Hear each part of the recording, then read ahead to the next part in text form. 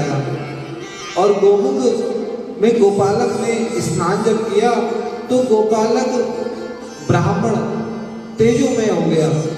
भगवान ने जान लिया ये वही स्थान है जहाँ से गंगा जी गोमुख से अवतरित हुई। यह जो गंगा जी का पावन स्थान है, गंगोत्री से 25 किलोमीटर आगे गोमुख, यह स्थान बड़ा ही पवित्र है, जहाँ पर अलकनंदा, भागीरथी, यह सभी जो पवित्र नदियाँ हैं यह पवित्र करती हैं। श्री अलकनंदा जी और भागीरथी जी देव प्रयाग में आकर के मिलती हैं। यह बड़ी पावन श्री गंगा जी। एक समय राजा श्वेत के पुत्र को कुष्ठ रोग हो गया।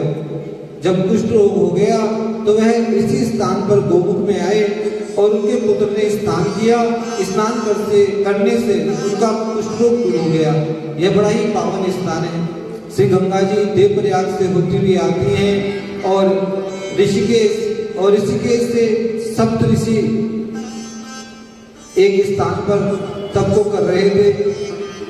गंगा जी जब आई तो वह 7 धाराओं में विभक्त हो गई। भगवान से पार्वती से कहते हैं, हे गंगा जी, जो पावनी है 7 धाराओं में विभक्त हुई और अनेक जो गंगा जी के तट हैं वह बड़े ही पावन हैं। पंच प्रयाग का वर्णन किया, देव प्रयाग, रुद्र प्रयाग, कर्ण प्रयाग, नंद प्रयाग और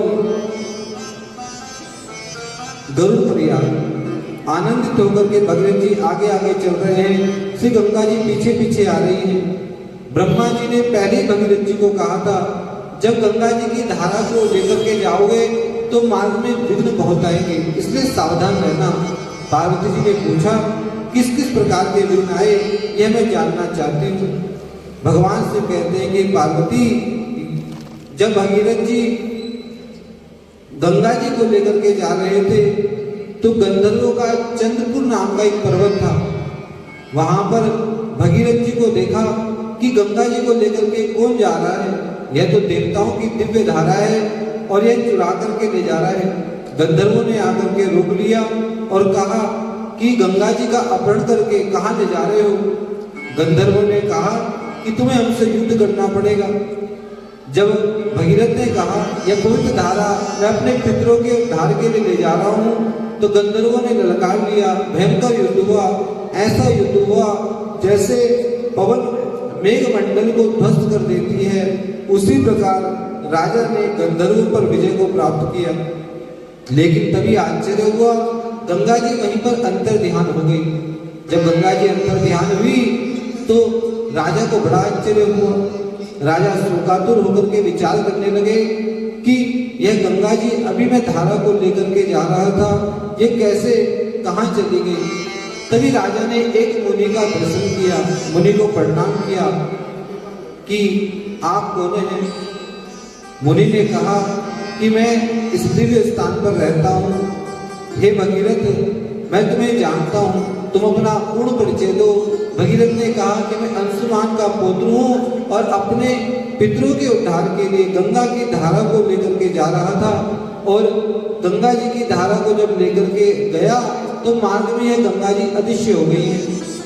अब जग में मेरी हंसाई होगी, उपहास होगा कि भगीरथ जी तब को करके ब्रह्मा जी को प्रसन्न करके, शिव जी को प्रसन्न करके गंगा का दान तो ले आए, परंतु मार्ग में ही गंगा जी अदृश्य हो गई। अब मेरे कुल की जग हंसाई होगी और इस प्रकार से मैं अपने प्राणों को त्याग दूंगा। इस प्रकार से भगीरथ जी कहने लगे, मेरा जीवित रहने का क्या उद्देश्य है। मुनि का चित्त करुणा से भर गया।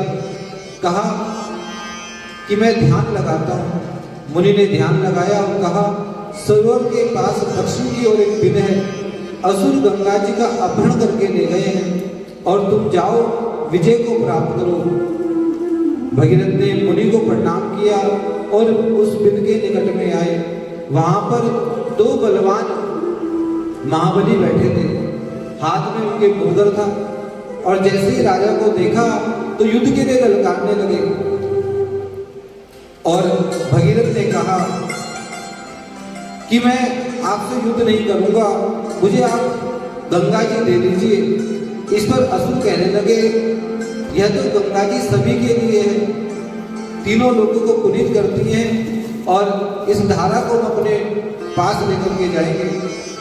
इस पर भयंकर युद्ध हुआ और भगीरथ ने दोनों महाबलियों को मार दिया और गंगा जी को लेकर के जब जाने लगे तभी आश्चर्यचकित होकर के उन्होंने एक सुंदर स्त्री को देखा। उस स्त्री से पूछा कि देवी तुम कौन हो? शिरोराजं यथावृत्तं मम चेता महीपते यदा गत्तात् भगवन्नः वीराज कन्यका। हे भूमिपाल राजा, मैं राजकन्या हूँ और निवात कवच नाम का एक दैत्य था। एक समय मेरे पिता प्रतिष्ठानपुर में राजा संवरण रहा करते थे।